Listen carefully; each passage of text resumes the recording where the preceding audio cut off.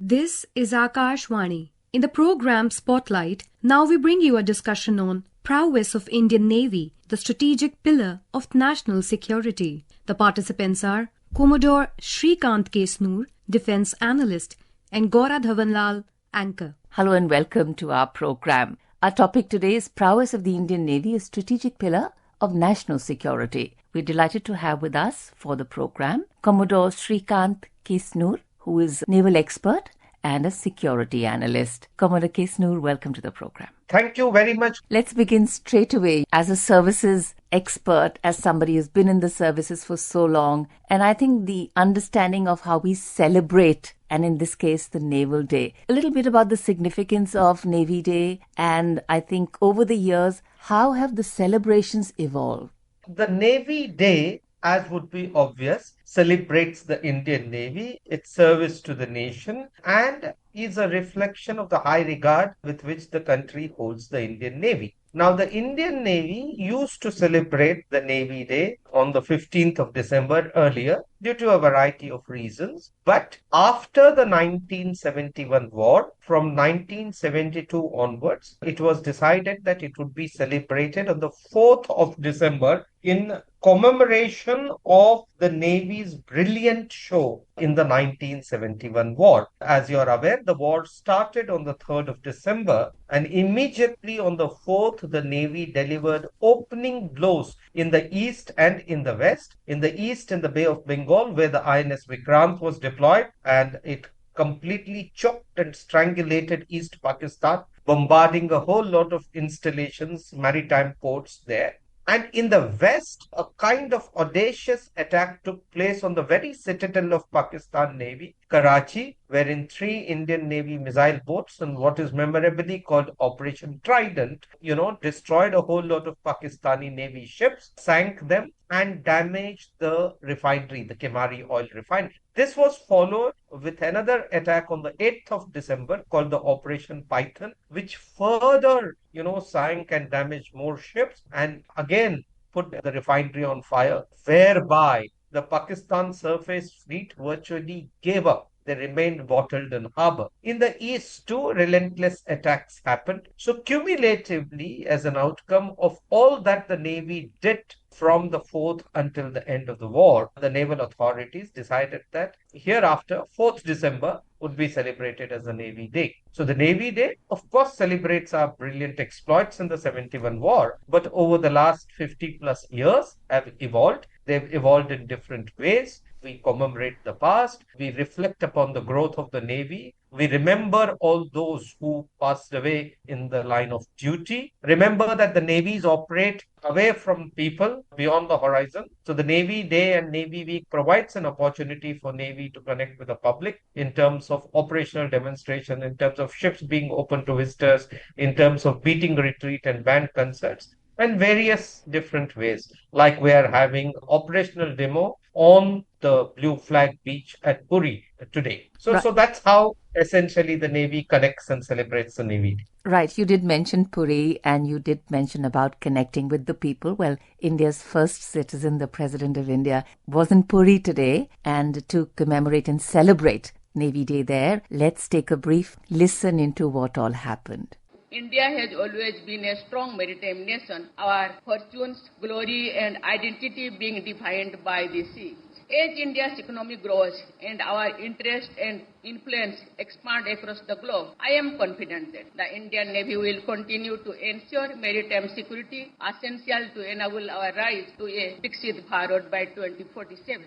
While we talk of Navy Day celebrations, the Naval Chief had this to say. Our bilateral and multilateral engagements have enhanced cooperation with other navies and reinforced India's image as a responsible partner towards ensuring security and growth for all in the region, in line with the vision of our Honorable Prime Minister. Today's operational demonstration has attempted to capture a slice of what we do at sea, demonstrating Navy's professionalism and our sense of purpose.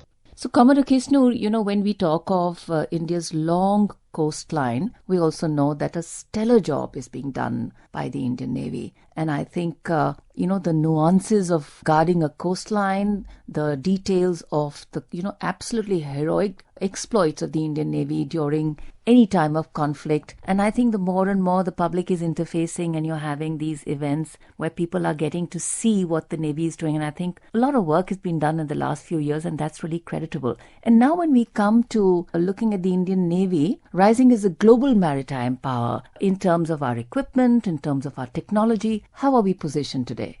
I would think we are positioned very, very well, Gouran. Remember, at independence, we were amongst the smallest navies in the world, less than half a dozen sloops, as we used to say. And sloops are usually ships of around 1,000 tons or so, small ships. From there, 75 plus years later, to become one of the most formidable navies in the world, the top four, the top five, whichever way you want to put it, is really remarkable. And I would say there are three or four broad characteristics of this growth. One is we are truly a three-dimensional or multi-dimensional navy in that we operate a formidable surface force. We are excellent at naval aviation, having started that in 50s and acquiring an aircraft carrier in 61. So we are very good at flying and operating aircraft over the sea and the aircraft carrier operation. We also operate submarines, and that's been more than 50 years since 1967-68. So we are a three-dimensional navy, and incorporating the latest in science and technology such as cyber. We have a small but very efficient Marine Commando force. This is really a remarkable growth. The second is that this growth is anchored on making in India and Atmanirbharta. For the Indian Navy, making in India has been an article of faith. And we began with the first small ship being built in India as early as 1960. So today, almost all our ships, out of 65 ships being built for the Navy, 63 are being built in India. And these are being designed by the Navy's Warship Design Bureau. So that's another very, very remarkable thing. Third, I would believe that over a wide swath of missions, be they operational missions, be they diplomatic missions, be they maritime security and constabulary missions, be they humanitarian assistance missions, the Indian Navy has done very, very well, spectacularly well.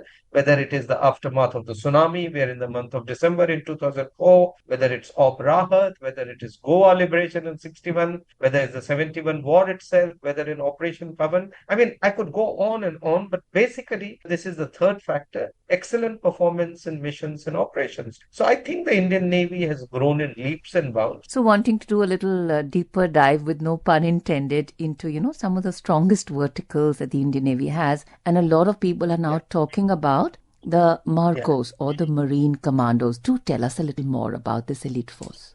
As we said, the Marine Commandos is an elite force. Marine Commandos do special operations, and by definition, these special operations are operations that even the normal cutting-edge forces, whether in Army, Navy, or Air Force, so these are commandos specifically trained in all three services. Now, coming specifically to Navy's Marine Commandos, initially we trained our divers. Our diving branch started in the 60s. Our Marine Commando force started only in the 80s. In fact, it began just around the time of Operation Pavan in the late 80s and was initially called as the Indian Marine Special Force, and it distinguished itself immediately in the Sri Lanka operations, winning several gallantry awards, including a Mahavir Chakra for then, Lieutenant Commander Arvind Singh. Thereafter, the Marcos has grown. Now, a special force can't really expand hugely because you have the most elite people. You've got to go through real selection process to be there.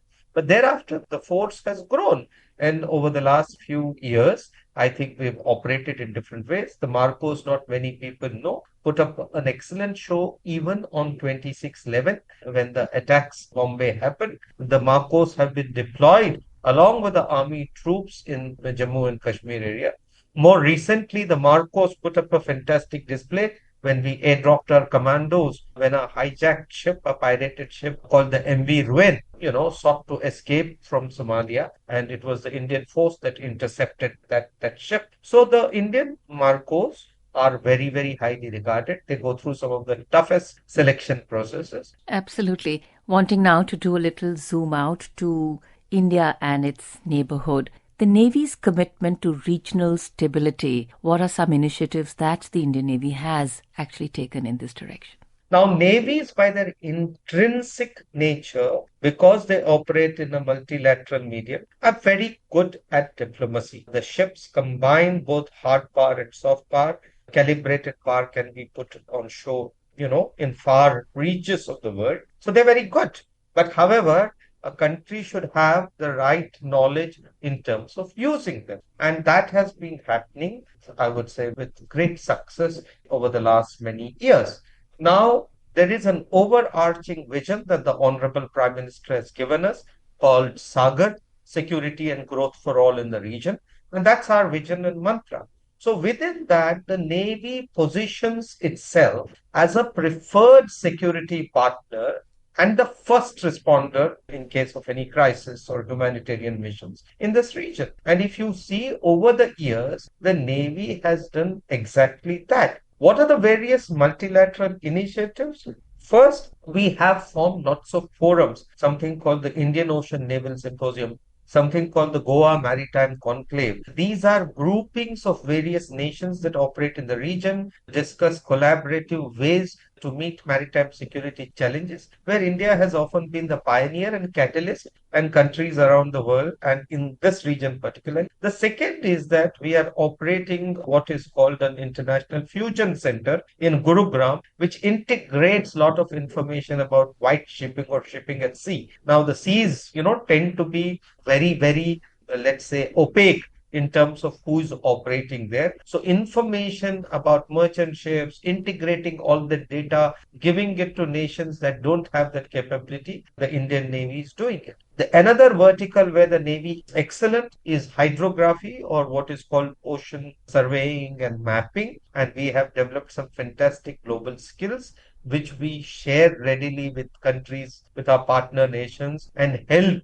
to survey their coastlines, help to survey their EEZ, which, in turn enhances their claim in delineating their boundaries. Fourth, we join up with various countries and counter piracy, collaborative missions, because often they don't have full capabilities to counter various maritime security threats, and India gives that. So be it joint exercises with global powers like USA, Russia, France, United Kingdom, or other nations, or be it giving maritime security to other nations, or be it operating forums.